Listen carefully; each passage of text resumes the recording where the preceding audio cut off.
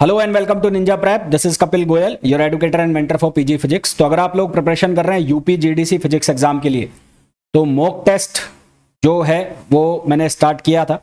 कल उसके कुछ क्वेश्चंस कराए थे मैंने, 35 के आसपास उसके क्वेश्चन कराए थे।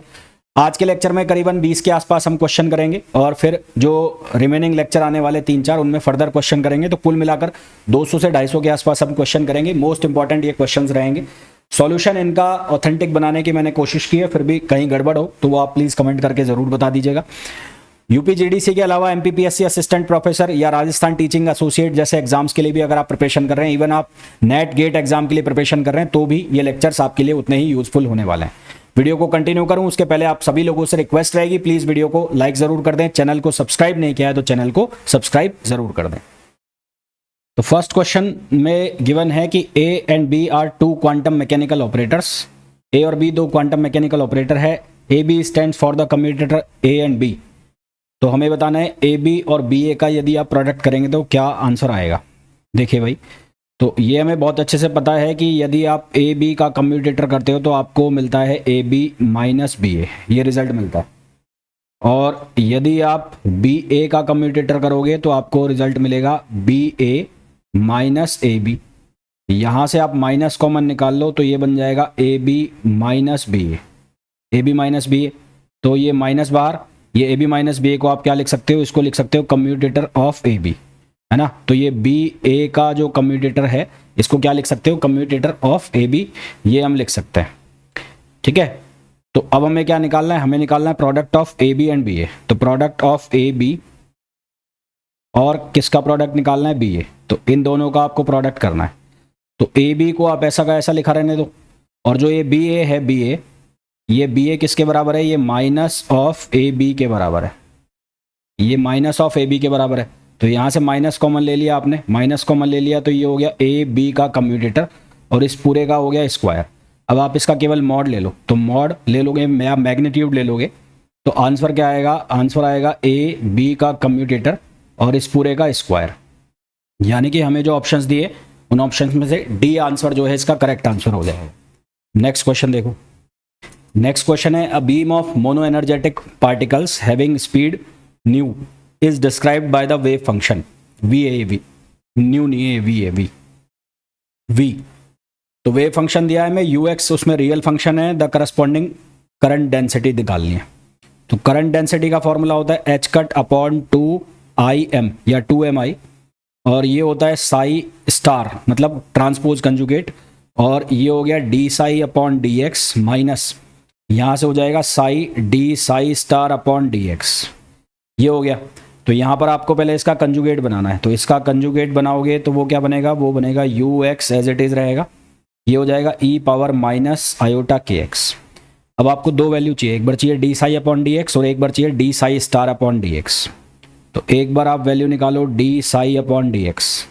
D psi upon D X निकालोगे तो ये निकलेगा यू प्राइम एक्स और यहाँ से हो जाएगा E power iota K X plus iota U X as it is रहेगा आयोटा के, और U X as it is रहेगा, ये होगा E power iota K X. इसी तरह से एक वैल्यू आपको चाहिए D psi star upon D x.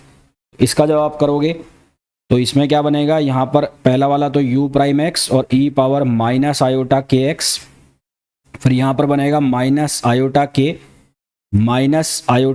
You x, minus iota के you x E power minus iota K x, ये हमारे पास वैल्यू बनेगी।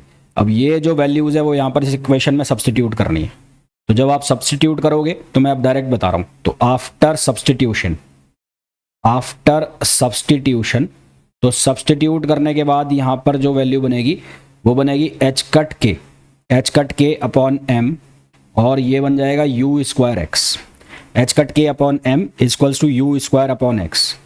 वेलोसिटी जो होती है वेलोसिटी, तो वेलोसिटी जो है वो किसके बराबर, H cut K upon M, ये क्या हो गई, वेलोसिटी हो गई।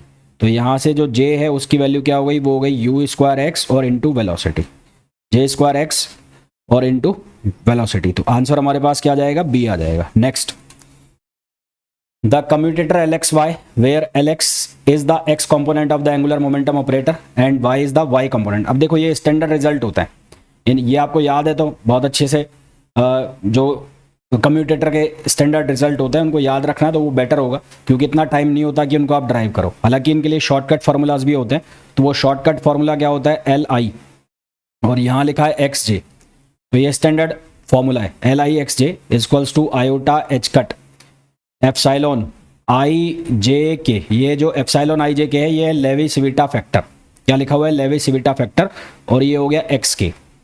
अब यहाँ पर जो आई है उसकी वैल्यू एक्स, और जो एक्स जे लिखा हुआ है एक्स जे, उस एक्स जे की जगह क्या आ जाएगा, यहाँ पर वाई आ जाएगा। तो यहाँ पर क्या बनेगा, ये बनेगा एल एक्स और ये बन गया वाई। तो आयोटा एच कट, अब यहाँ पर ये किस ऑर्डर में आएगा, साइक्लिक में आएगा। साइक्लिक में कैसे आ गया, ये एक्स हो गया, ये वाई हो गया, और के जेड हो जाएगा। तो यहाँ पर क्या आ जाएगा, एक्स के की जगह क्या आ जाएगा, जेड। और जब ये साइक्लिक ऑर्डर में होगा तो ये जो लेवी सिविटा फैक्टर है क्या वैल्यू देगा, 1 वैल्यू देगा। साइक्लिक ऑर्डर में क्या वैल्यू देगा, 1। तो यहाँ से आंसर आ जाएगा एल एक्स एल वाई, और ये आ जाएगा आयोटा एच कट जेड। क्या आंसर आ जाएगा, आयोटा एच कट जेड। इसी तरह से साइक्लिक ऑर्डर के आप बाकी भी बना सकते हो, जैसे कि आप बनाना चाहो मान लो एल वाई और एल वाई जेड, तो एल वाई जेड का रिजल्ट क्या आएगा, आयोटा एच कट एक्स। इसी तरह से मान लो आप बनाना चाहो एल जेड एक्स का रिजल्ट क्या आएगा, आयोटा एच कट और वाई। तो ये साइक्लिक ऑर्डर में आ रहा है ना। तो ये स्टैंडर्ड रिजल्ट है, इनको याद रखोगे तो आपको एग्जाम में इतना ज़्यादा पैनिक नहीं होगा, है ना, इजीली क्वेश्चन सॉल्व हो जाएंगे।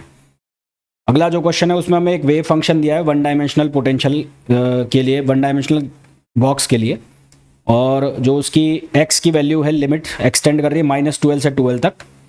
नॉर्मलाइजेशन फैक्टर बताना है साई नॉट। तो नॉर्मलाइजेशन की कंडीशन का फॉर्मूला -12 से 12 तक हम इसको क्या करेंगे, इंटीग्रेट करेंगे, और यहाँ पर डेंसिटी साई x और इसका स्क्वायर और dx, और ये किसके बराबर करना है, 1 के बराबर करना है। तो वैल्यू यहाँ रखेंगे तो साई नॉट स्क्वायर बाहर आ जाएगा, ये आ जाएगा -12 से और +12 तक, और फिर यहाँ पर ये क्या लिखा जाएगा, कॉस स्क्वायर, ये बनेगा πx अपॉन 4l, और ये dx इक्वल्स टू 1। अब इसको सॉल्व करने के लिए हम cos 2 थीटा वाला फॉर्मूला यूज करेंगे। तो cos 2 थीटा इक्वल्स टू क्या होता है, वो होता है 2 cos स्क्वायर थीटा -1। तो 2 cos square theta equals to किसके बराबर हो जाएगा, 1 + cos 2 थीटा, 1 + cos 2 थीटा, और सिर्फ cos स्क्वायर थीटा किसके बराबर हो जाएगा, 1 + cos 2 theta upon 2, 1 + cos 2 theta upon 2। और इसकी जो एवरेज वैल्यू है, तो एवरेज वैल्यू, इसकी एवरेज वैल्यू जो आएगी cos स्क्वायर थीटा की, वो हम लेते हैं कितनी, 1/2। तो यहाँ इसकी एवरेज वैल्यू हम लिख लेंगे, क्योंकि 1/2 ही आना है, ये मेरे को पता है और आपको भी पता होगा। तो ये साई नॉट स्क्वायर अपॉन 2। अब यहाँ पर जो बचेगा वो बचेगा dx, तो dx का कितना होगा x, और ये -12 से और 2l, और ये किसके बराबर, 1 के बराबर। तो यहाँ से हमारे पास बन जाएगा Sai not square into 2l और इक्वल्स टू 1। तो साई नॉट की वैल्यू कितनी बन जाएगी, √1/2l। कितनी बन जाएगी, √1/2l, जो कि ऑप्शन हो जाएगा कौन सा, डी। तो हमारे पास जो करेक्ट आंसर है वो कितना आ जाएगा, डी आ जाएगा। नेक्स्ट क्वेश्चन देखो, डी ब्रोगली वेवलेंथ एक पार्टिकल के लिए बतानी है जिसका मास है m, एवरेज मोमेंटम है p, और टेम्परेचर है T 3 डायमेंशन में।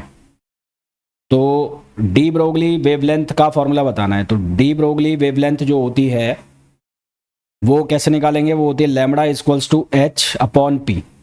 क्या होती है, lambda equals to h/p, p निकालना है। तो p कैसे निकालेंगे, 3 डायमेंशन के लिए बात हो रही है। तो एवरेज एनर्जी जो होती है, एवरेज एनर्जी वो होती है 3/2 kT, मोनोक्रोमेटिक लिए 3 डायमेंशन में 3/2 kBT। और इसको अगर मैं काइनेटिक एनर्जी के बराबर कर दूं p²/2m, तो यहाँ से p की वैल्यू कितनी हो जाएगी, वो हो जाएगी √3m kBT। कितनी हो जाएगी, √3m kBT। तो यहाँ से लैम्बडा की वैल्यू कितनी आ जाएगी, h/√3m kBT। तो ये आंसर आ जाएगा। तो आंसर हमारे पास क्या आ जाएगा, ए आंसर आ जाएगा। ठीक है, next, which one of the following relation is true for Pauli matrices sigma X, sigma Y, sigma Z. इसके 2 तरीके हैं करने के। एक तो यदि आपको वैल्यू पता हो सिग्मा एक्स की वैल्यू क्या होती है, सिग्मा एक्स की वैल्यू होती है 0 1 और 1 0। इसी तरह से सिग्मा वाई की जो वैल्यू है वो क्या होती है, 0 -i और i 0। सिमिलरली सिग्मा जेड की जो वैल्यू है वो होती है 1 0 और 0 -1। एक तो तरीका है कि इनको मल्टीप्लाई कर लो आपस में, तो सिग्मा एक्स सिग्मा वाई को मल्टीप्लाई करो, तो सिग्मा एक्स सिग्मा वाई को मल्टीप्लाई करोगे 0 1 1 0, और ये 0 माइनस आयोटा और आयोटा 0, तो इसको जब आप मल्टीप्लाई करोगे तो ये बनेगा 0 0 और ये बनेगा प्लस आयोटा, फिर यहाँ से बनेगा ये 0 और ये भी बनेगा 0, फिर ये वाले का लोगे तो ये 0 और ये भी कितना बनेगा 0, फिर यहाँ पर ये बनेगा माइनस आयोटा और ये बन जाएगा 0, यानी कि ये वैल्यू कुछ ऐसे बनेगी आयोटा 0 और 0 माइनस आयोटा, इसमें से हम कॉमन ले लेंगे माइनस आयोटा, आयोटा कॉमन ले लेंगे, इसमें से हम आयोटा कॉमन ले लेंगे, आयोटा कॉमन लेंगे तो यहाँ रह जाएगा 1 0 और 0 माइनस 1, 1 0 0 माइनस 1, ये कौन बन रहा है सिग्मा जेड, तो यहाँ से हमारे पास रिलेशन बन जाएगा sigma X sigma Y equals to iota sigma Z, जो कि ऑप्शन हो जाएगा कौन सा डी, तो डी सही आ जाएगा। इसका ऑल्टरनेट भी है, ऑल्टरनेट क्या है इसका, इसका ऑल्टरनेट है कि सिग्मा आई, मतलब ऐसे क्वेश्चंस को करने का ये शॉर्ट ट्रिक है, sigma I sigma J equals to del I J मतलब है क्रोनेकर डेल्टा, और आयोटा आई मतलब आइडेंटिटी मैट्रिक्स, ये आयोटा ये Levi Civita factor I J और के, और ये हो गया सिग्मा के, क्या हो गया सिग्मा के। अब यहाँ पर जो आई है वो हो गया एक्स और जो जे है वो हो गया वाई, तो यहाँ से बना सिग्मा एक्स सिग्मा वाई, जब आई और जे इक्वल होंगे तभी क्रोनेकर डेल्टा 1 देगा, अदरवाइज 0, तो ये हो गया 0 प्लस ये साइक्लिक ऑर्डर बन गया, तो यहाँ आ गया आयोटा और ये हो जाएगा सिग्मा जेड, तो यही आंसर हमारे पास आया है। तो ये शॉर्ट ट्रिक्स जो हैं इनको आप याद रखोगे तो ये क्वेश्चन जल्दी जल्दी हो जाएंगे। हालांकि इसको ऐसे भी कर सकते हो, अगर आपके पास ये जो पाउली मैट्रिसेस है sigma X sigma Y sigma Z, इनकी वैल्यू आपको याद है तो भी आप इनको कर सकते हो। तो आंसर कितना आ जाएगा, डी आ जाएगा। नेक्स्ट क्वेश्चन में बोला है an electron with energy E is incident from left on a potential barrier given by Vx is equals to 0 for x less than 0, और इसकी वैल्यू V0 है, V0 कब है जब x की वैल्यू 0 से ज़्यादा है, और for E less than V0, जो E है वो V0 से कम है, the space part of the wave function for x greater than 0, x greater than 0 के लिए। तो टाइम इंडिपेंडेंट श्रोडिंजर इक्वेशन का मैं यूज़ कर रहा हूँ, तो time independent Schrodinger equation del two psi upon D X two plus ये होता है 2m upon H cut square, और यहाँ है e minus V equals to 0। अब फॉर x ग्रेटर देन 0 की बात हो रही है, तो फॉर x ग्रेटर देन 0 के लिए v की वैल्यू कितनी रखेंगे, v0 तो v की वैल्यू v0 रखेंगे, बट e जो है वो लेस देन v0 है, बट e लेस देन क्या है, v0 है। तो यहाँ पर ये जो चीज़ है ये क्या बन जाएगी, ये बन जाएगी d2 psi upon dx2, d2 psi upon dx2, और यहाँ से मैं माइनस कॉमन ले लूँगा क्योंकि e जो है वो लेस देन v0 है, तो ये हो जाएगा 2m upon H cut square, और ये बन जाएगा v0 माइनस e और इक्वल्स टू ये हो गया 0। अब ये स्टैंडर्ड सॉल्यूशन बन गया, तो इसका जो सॉल्यूशन आएगा पहले इसको मैं स्टैंडर्ड फॉर्म में लिख लूँ, d2 psi upon dx2 minus alpha square Sai not, ये साई और आएगा यहाँ पर, और इक्वल्स टू 0। तो अल्फा की जो वैल्यू है वो कितनी होगी, वो होगी √2m, ये होगा v0 माइनस e और अपॉन एच कट स्क्वायर, ये किसकी वैल्यू होगी, अल्फा की वैल्यू होगी।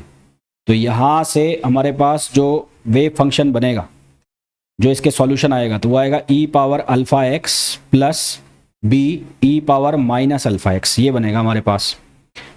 अब space part of the function for x greater than 0, x greater than 0 तो मतलब x जो है वो अप्रोच कर रहा है इनफाइनाइट को, तो x अप्रोच करेगा इनफाइनाइट को, तो e पावर अल्फा x जो है वो भी अप्रोच करेगा इनफाइनाइट को, यानी कि a को हमें क्या करना पड़ेगा, 0 करना पड़ेगा।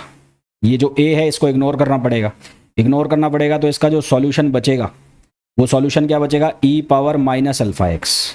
तो ये जो कंडीशन है ये कौन सी कंडीशन हो गई, टनलिंग की कंडीशन हो गई है ना। ये जो वन डायमेंशनल पोटेंशियल बॉक्स में हम टनलिंग की जो प्रोबेबिलिटी पढ़ते हैं, जो कि क्लासिकली फॉरबिडन होता है, जो क्लासिकल वहाँ पे अलाउ नहीं होता, फिर वहाँ पे होल करके और फिर एक्सपोनेंशियली डिके आता है, तो वो वाली कंडीशन है। तो आंसर हमारे पास क्या आ जाएगा, ए आ जाएगा। Next, if x and p are the x component of the position and momentum operator respectively of a particle, the commutator x square p square is।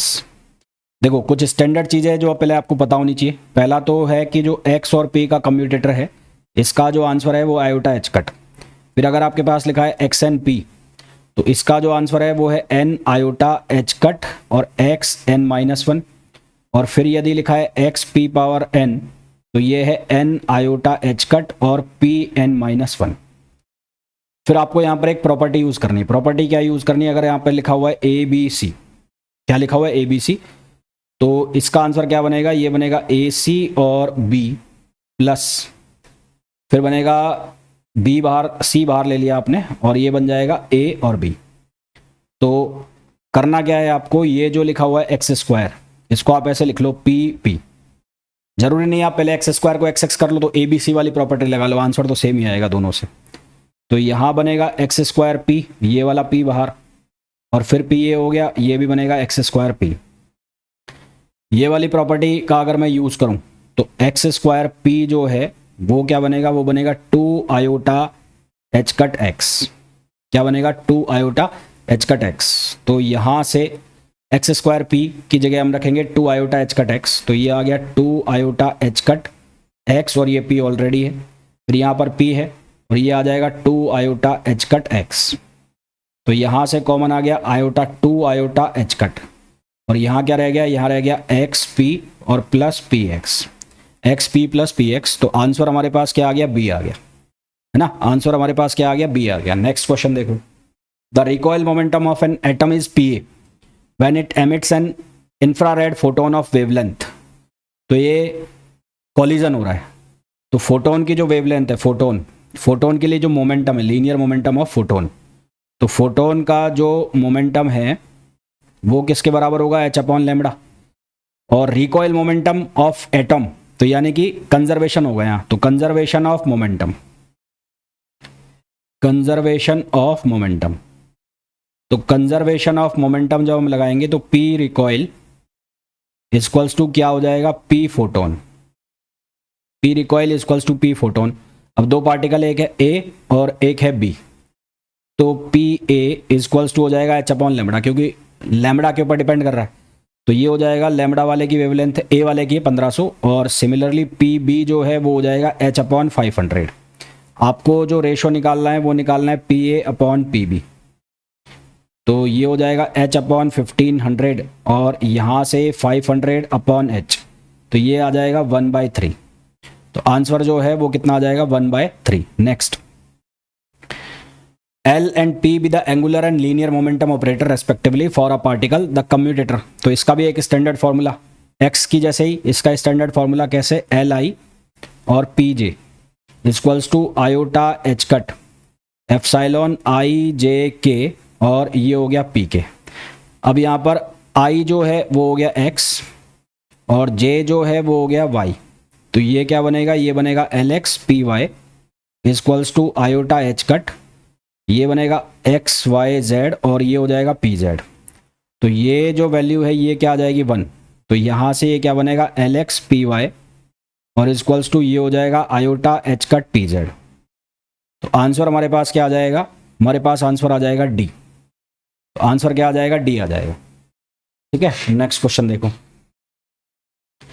Next जो क्वेश्चन है, the electric quadrupole of an odd proton nucleus. Electric quadrupole moment दिया है, J angular momentum R naught की value दी है।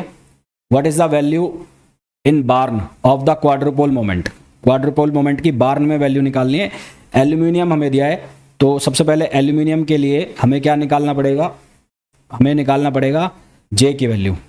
तो for 27Al13, तो यहाँ पर जो जेड है मतलब नंबर ऑफ प्रोटॉन्स वो है 13, है ना? तो ये ऑड मास वाली, जो एटॉमिक मास जिसका ऑड है वो वाली प्रॉब्लम है। तो जेड की वैल्यू हो गई 13, तो न्यूट्रॉन्स जो हो गए वो हो गए 14। तो हमें ऑड लेना है, ऑड। तो ऑड के अकॉर्डिंगली इसका जो इलेक्ट्रॉनिक कॉन्फ़िगरेशन है वो 1s 1/2, ये होगा 1p 3/2, ये होगा 1p 1/2, और ये होगा 1d 5/2। तो फिलिंग जो होगी वो कैसे होगी? 1s 1/2 में आएंगे 2, 2s + 1 के अकॉर्डिंग। यहाँ पर कितना आएंगे? 4, यहाँ पर आएंगे 2, और यहाँ पर कितना आएंगे? 5। यानी कि जो लास्ट इलेक्ट्रॉन बचेगा या आएगा वो किस में आएगा? 1d 5/2 में आएगा। 1d 5/2 में जो लास्ट इलेक्ट्रॉन है वो आएगा, ठीक है। तो J जो है उसकी वैल्यू हो गई 5/2, तो J जो है उसकी वैल्यू हो गई 5/2। तो यहाँ से आपको निकालना है 2J - 1, तो 2 × 5/2 - 1, तो 2 से 2 कट गया, तो यहाँ से बना है 4। और इसी तरह से आपको निकालना है 2J + 1, तो ये हो गया 2 × 5/2 + 1, तो ये हो गया 6। तो 4/6, 4/6 का मतलब हो गया, नहीं कितना हुआ है, नहीं नहीं नहीं नहीं नहीं नहीं, ये फॉर्मूला चेंज, एक मिनट, ये है 2J + 1, तो ये हो गया 2 5/2 + 1, तो 5 और 2 7, तो ये हो गया 7 हो गया, ठीक है। अब आपको R की वैल्यू निकालनी है। R की वैल्यू जो है, R expected value of R², ये किसके बराबर होती है, ये बराबर होती है 3/5 R²। तो उसके लिए आपको वैल्यू निकालनी पड़ेगी R की। तो R की वैल्यू आप कैसे निकालोगे, R0 a पावर 1/3। तो R0 जो दिया है आपको वो दिया है 1.2 फर्मी। A की जो वैल्यू है वो 27 है, तो 27 मतलब 3 का क्यूब, तो 3 का क्यूब हो गया, तो 3 का क्यूब और यहाँ पर 3 आ गया, तो ये बन गया कितना 3.6, ये बन गया 3.6 फर्मी। तो यहाँ से अब आप वैल्यू निकाल लो एक्सपेक्टेशन वैल्यू ऑफ R², तो ये 3/5 × 3.6, 3/5 × 3.6, ठीक है। और इसका आपने करना है स्क्वायर, तो इसका आपने करना है स्क्वायर। तो अब आपको ये वैल्यू निकालनी है यहाँ से, तो ये Q की जो वैल्यू है, तो ये 2J - 1/2J + 1, ये कितना हो जाएगा, ये हो जाएगा 4/7। यहाँ पर ये वैल्यू रखोगे 3/5 और यहाँ पर 3.6 का स्क्वायर। तो इसको सॉल्व करो आप, तो ये 12 × 3.6 × 3.6 और इसको डिवाइड करना है 35 से, तो ये आ गया 4.44, 4.44। अब इसको कन्वर्ट करना है किस में, बार्न में। तो बार्न में कैसे कन्वर्ट करेंगे, 1 बार्न = होता है 100 फेंटोमीटर स्क्वायर, यानी कि फर्मी स्क्वायर। तो 1 फर्मी स्क्वायर = 1/100। तो इसको आप डिवाइड कर दोगे 100 से, तो 100 से डिवाइड कर दोगे तो हो जाएगा 0.044 बार्न, क्योंकि आपको आंसर किस में चाहिए, बार्न में। तो आपके पास जो आंसर है वो क्या आ जाएगा, ए आ जाएगा।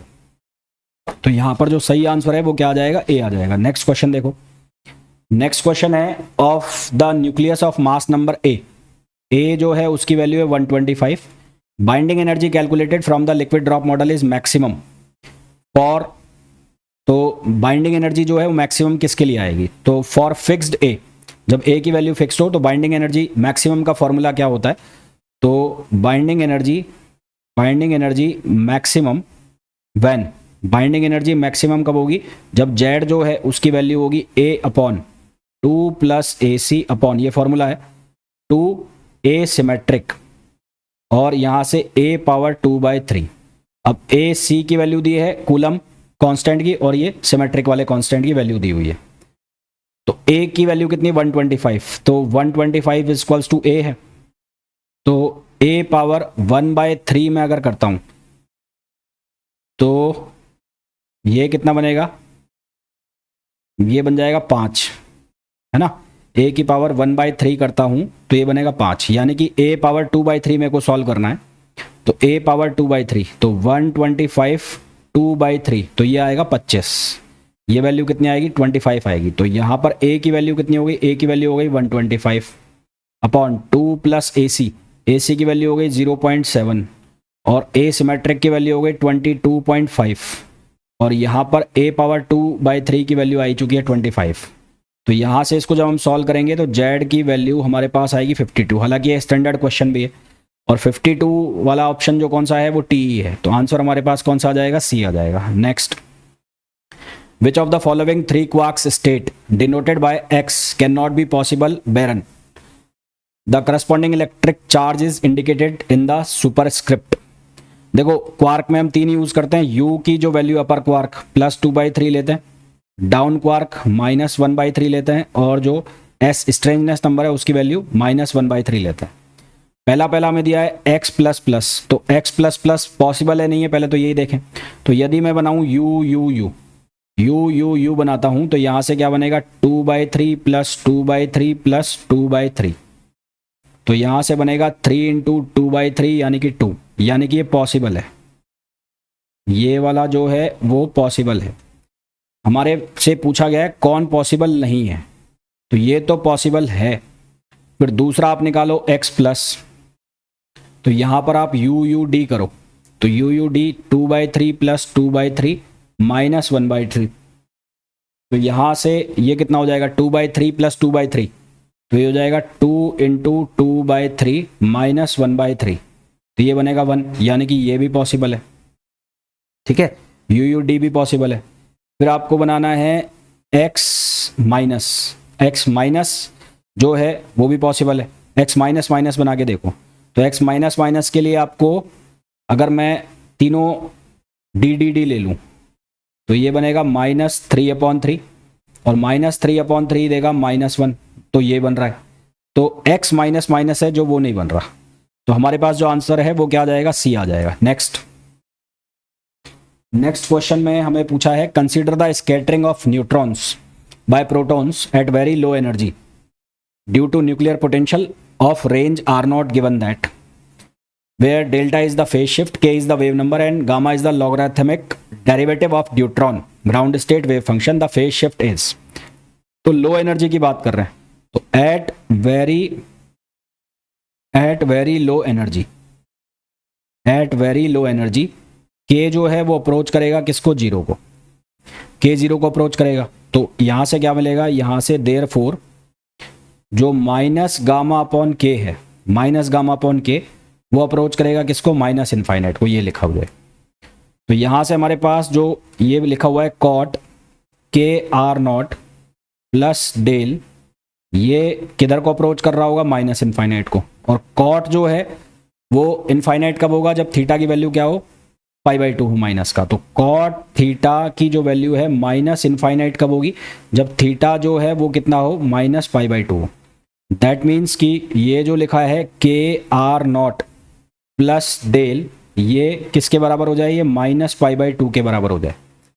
तो यहां से हमें डेल निकालना है, तो डेल किसके बराबर हो जाएगा, -π/2 और -KR0, -π/2 और -KR0, ये आंसर हो जाएगा। तो आंसर हमारे पास क्या हो जाएगा, डी हो जाएगा। Next, the nuclear spin and parity based on shell model ground state of the following nuclei. तो एक दिया है 19F, तो 19F का मतलब है कि इसका जो एटॉमिक नंबर है वो 9 है, एटॉमिक मास इसका हो गया ऑड, तो ये ऑड वाली कंडीशन से निकलेगा। और यहाँ पर जो नंबर ऑफ न्यूट्रॉन्स है वो हो गए 10, तो इसके अकॉर्डिंगली हम सॉल्व करेंगे। तो इसका 1s 1/2, फिर आएगा 1p 3/2, फिर आएगा 1p 1/2, तो यहाँ 2 हो गए, यहाँ 4 हो गए और यहाँ 2 हो गए, 4 2 6 और 2 8, तो एक बचा, तो वो एक किस में आएगा, 1d 5/2 में। तो इसके लिए जो j वैल्यू हो गई वो j वैल्यू हो गई 5/2, और d के लिए l की वैल्यू होती है 2, तो इसकी जो पैरिटी निकालोगे वो पैरिटी होगी -1/l, यानी कि पॉजिटिव। तो इसका जो टोटल बनेगा वो बनेगा 5/2 प्लस, है ना, क्या बनेगा, 5/2 प्लस। तो ये ऑप्शन तो गलत हो गया, सी भी गलत हो गया और डी भी गलत हो गया। तो आंसर तुम्हारे पास ए आ गया, क्योंकि ऑप्शन के अकॉर्डिंग लगा सकते हो। हालांकि अगर सोडियम का निकालना है तो सोडियम का निकालोगे तो 11Na23, तो यहाँ Z की वैल्यू हो गई 11, तो इसमें भी जो आउटर आएगा यहाँ पर 1d 5/2 ही आएगा, 1d 5/2। तो यहाँ पर भी थ्योरेटिकली जो आंसर आना चाहिए, थ्योरेटिकली यहाँ पर भी आना चाहिए 5/2 प्लस, पर ये गलत है। एक्सपेरिमेंटली इसका जो रिजल्ट आता है एक्सपेरिमेंटली ये आता है 3/2 प्लस, तो इसलिए हमारे पास आंसर क्या आएगा, ए आएगा। तो सोडियम का 5/2 प्लस मत लगा देना अगर कभी पूछेगी तो, इसका एक्सपेरिमेंटली क्या वैल्यू आती है, 3/2 प्लस आती है। Next, low energy collision of pion π+ with neutron d results in the production of 2 protons π+ plus d plus p, the relative orbital angular momentum of the resulting 2 proton system for this reaction is। तो यहां पर हम दो चीजें use करेंगे, conservation of angular momentum and parity conservation. तो we use conservation of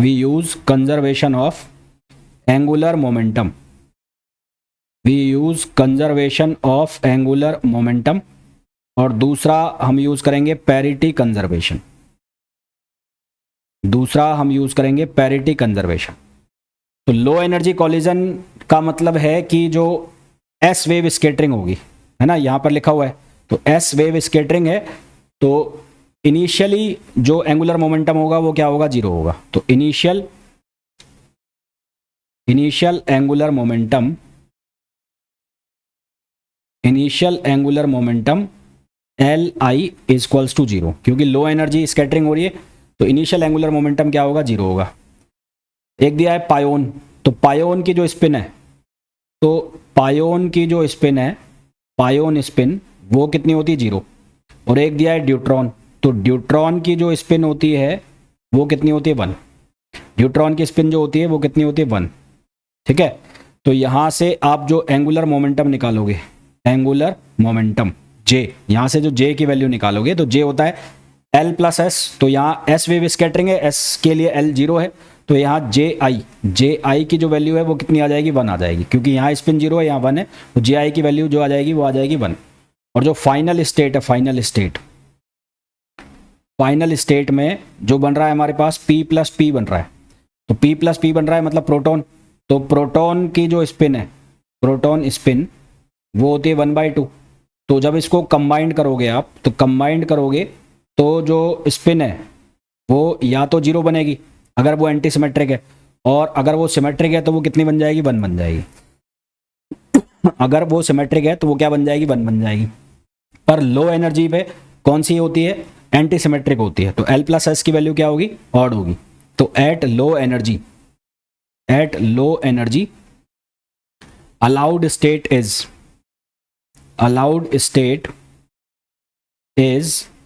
L plus S is equals to odd. तो allowed state जो है वो एल प्लस एस यानी कि ऑड होता है, ऑड होता है, तो जो हमारे पास एंगुलर मोमेंटम है वो कितना आ जाएगा, जीरो आ जाएगा। ठीक है, एंटी सिमेट्रिक वाला। फिर लगाएंगे हम पैरिटी कंजर्वेशन। तो पैरिटी कंजर्वेशन जब हम लगाएंगे, पैरिटी कंजर्वेशन लगाएंगे, एल प्लस एस ऑड होता है, तो ऑड होता है तो उसके हिसाब से तो आंसर आ गया हो गया ना। तो हमें क्या बताना है, रिलेटिव ऑर्बिटल एंगुलर मोमेंटम, तो ऑड वाला तो आ गया ना, वन आ गया, हाँ। तो L plus S orbital angular momentum relative one आ गया ऑलरेडी, क्योंकि ये ऑड है तो ये वन, आंसर तो तुम्हारा आ चुका है कि वन आना चाहिए। ये वन भी है, थ्री भी है, तो लोएस्ट लेना है, तो लोएस्ट कौन सा हो जाएगा, वन हो जाएगा। पर पैरिटी से भी निकाल लेते हैं। तो पैरिटी कंजर्वेशन करेंगे तो initial parity P I, P pion, P deuteron और -1 पावर एल आई, ये इनिशियल पैरिटी है। तो पायोन की जो पैरिटी है वो -1 और ड्यूट्रॉन की जो पैरिटी है वो +1, और यहाँ पर -1 इनिशियल जो एंगुलर मोमेंटम था वो जीरो था, तो ये कितना हो जाएगा, ये हो जाएगा इनिशियल पैरिटी जो पी आई है वो कितनी बनेगी, -1 बनेगी, -1। और अब निकालते हैं फाइनल पैरिटी। तो फाइनल पैरिटी में जो हमारे पास आएगा, दो प्रोटॉन दे रखे हैं, तो यहाँ पर आएगा -1 पावर एल, है ना, -1 पावर एल। तो पैरिटी कंजर्वेशन लगाएं, तो पैरिटी कंजर्वेशन लगाएंगे तो ये दोनों बराबर होने चाहिए, यानी कि -1 आना चाहिए। तो -1 कब आ सकता है, जब एल की वैल्यू क्या हो, ऑड हो। तो एल की जो ऑड वैल्यू है, तो मिनिमम वैल्यू कितनी है यहाँ पर, मिनिमम वैल्यू ऑफ एल जो कितनी बन रही है, 1। तो हमारे पास आंसर जो है वो कितना आ गया, 1 आ गया, जो ऑलरेडी मैं लगा चुका हूँ। नेक्स्ट क्वेश्चन देखो, विच of the following is a fermion, इनमें से फर्मियोन कौन है वो हमें बताना है। तो फर्मियोन वो होगा जिसका एटॉमिक मास ऑड होगा। तो अल्फा पार्टिकल के लिए अगर बात करूं, तो अल्फा पार्टिकल ये लिखा हुआ है 2He4, तो इसका जो ए है वो E1 है, ए E1 है, तो ये क्या बनेगा, बोसोन बनेगा। ठीक है, तो ये गलत हो गया। फिर दूसरा है हमें लिखा हुआ है 4Be7, तो यहाँ पर जो ए है वो ऑड है, तो ऑड है, तो ये क्या हो गया, ये हो गया फर्मियोन, ये क्या हो गया, फर्मियोन। तो इसका मतलब ये बन रहा है, फर्मियोन ही बताना है हमें। फिर हमें बताना है हाइड्रोजन एटम, तो हाइड्रोजन एटम में ए की वैल्यू 2 हो गई, तो ये भी क्या हो गया, बोसोन हो गया। और इसी तरह से जो ड्यूट्रॉन है, इसमें भी ए की वैल्यू 2 हो गई, तो ये भी क्या हो गया, बोसोन हो गया। तो हमें बताना है फर्मियोन कौन सा है, तो फर्मियोन हो जाएगा बी हो जाएगा। नेक्स्ट, इन द डिके, मुऑन का जो डिके है उसमें ये एक्स की वैल्यू क्या आएगी, तो म्यू प्लस यहाँ पर ई प्लस ये न्यू ई, तो एक्स जो होता है वो इसमें होता है एंटी मुऑन, ये होता है एंटी मुऑन, तो ये आ जाएगा न्यू ई और यहाँ पर म्यू, तो एंटी मुऑन यानी कि ये आंसर आ गया। अगर मान लो आपको ये डिके मिलता तो यहाँ पर साइन चेंज कर दो, बस यहाँ पर ई माइनस कर दो, यहाँ पर इसको ये कर दो और यहाँ पर ये कर लो। अगर आपको ये नेगेटिव वाला मिलता तो सिर्फ ये कर देना है। नेक्स्ट क्वेश्चन देखो, what is 1 Fermi in giga electron volt. तो एच कट सी जो है उसकी वैल्यू होती है 0.197 गीगा इलेक्ट्रॉन वोल्ट फर्मी। तो आपको 1 फर्मी बताना है, तो 1 फर्मी किसके बराबर होगा, 1/0.197 और गीगा इलेक्ट्रॉन वोल्ट पावर -1। इसको फर्दर हम सॉल्व करेंगे तो आंसर आएगा 5 गीगा इलेक्ट्रॉन वोल्ट -1। अब ये सवाल ये है कि ये कहाँ से बनाया मैंने, तो एच कट जो है उसकी वैल्यू होती है 1.054 इंटू 10 पावर -34 और जो सी है उसकी वैल्यू होती है 3 इंटू 10 पावर 8।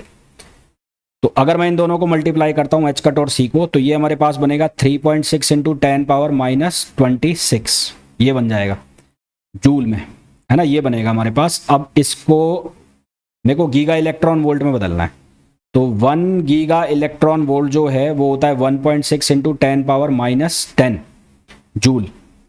तो अब मैं, और 1 फर्मी जो है 1 फर्मी वो बराबर होता है 10 पावर -15 मीटर। तो यहाँ ये वैल्यू सब्सटीट्यूट करूंगा, इसको पहले मैं डिवाइड करूंगा इससे, तो इसको जब मैं डिवाइड करूंगा तो ये बनेगा H cut C equals to, यहाँ से हमारे पास बनेगा, इसको डिवाइड करेंगे तो ये बनेगा 0.197 और इससे फर्मी की वैल्यू भी रख दूंगा तो ये हमारे पास बन जाएगा गीगा इलेक्ट्रॉन वोल्ट फर्मी। ये सारी वैल्यू जब रख दूंगा तो यहाँ से वैल्यू लाया हूँ मैं, इसलिए फिर हमारे पास ये आंसर आ रहा है। नेक्स्ट देखो, नेक्स्ट जो क्वेश्चन है, the term symbol ground state of oxygen will be. तो यहाँ हुंड रूल आपको लगाना पड़ेगा।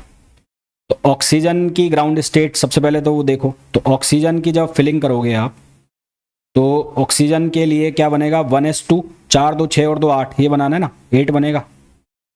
तो यहाँ पर Z की वैल्यू हो गई 8, Z इक्वल्स टू 8, तो ये बनेगा 1s2, 2s2 और 2p4, ये बन गया। तो जो 2p4 है p4, ये किसके सिमिलर होगा, p2 के। क्यों, क्योंकि pn बराबर होता है pn-2 के, यानी कि p जो हमारे पास 4 बनेगा वो किसके बराबर होगा, p2 के, p4 6, तो ये हमारे पास उस रूल से ही बन जाएगा। तो p4 किसके आइडेंटिकल होगा, p2 के, और p2 के हमारे पास 3 रिजल्ट आते हैं। l की वैल्यू कितनी होगी, 1 होगी, तो -1 0 और 1 के लिए 3 रिजल्ट आएंगे। तो इसके 3 स्टेट आती है, 3p, एक आती है 1d और एक आती है 1s, 3p 1d 1s। अब यहाँ पर हमें हुंड रूल लगाना है, तो हुंड रूल लगाएंगे, हुंड रूल। तो हुंड रूल के अकॉर्डिंग मैक्सिमम मल्टीप्लिसिटी जिसकी होगी उसके पास लोएस्ट एनर्जी होगी। तो मैक्सिमम मल्टीप्लिसिटी, मैक्सिमम मल्टीप्लिसिटी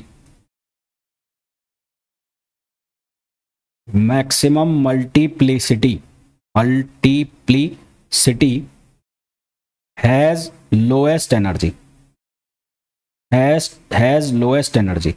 तो मैक्सिमम मल्टीप्लिसिटी किसकी है, 3p की, तो इसकी एनर्जी जो हो जाएगी वो क्या हो जाएगी, लोएस्ट हो जाएगी। इसकी जो एनर्जी है वो क्या हो जाएगी, लोएस्ट। तो हमने 3p ले लिया। अब 3p के केस में मल्टीप्लिसिटी का मतलब है 2s + 1, 2s + 1 इक्वल्स टू 3 हो गया। तो यहाँ से s की वैल्यू हो गई 1 और l की वैल्यू भी हो गई 1।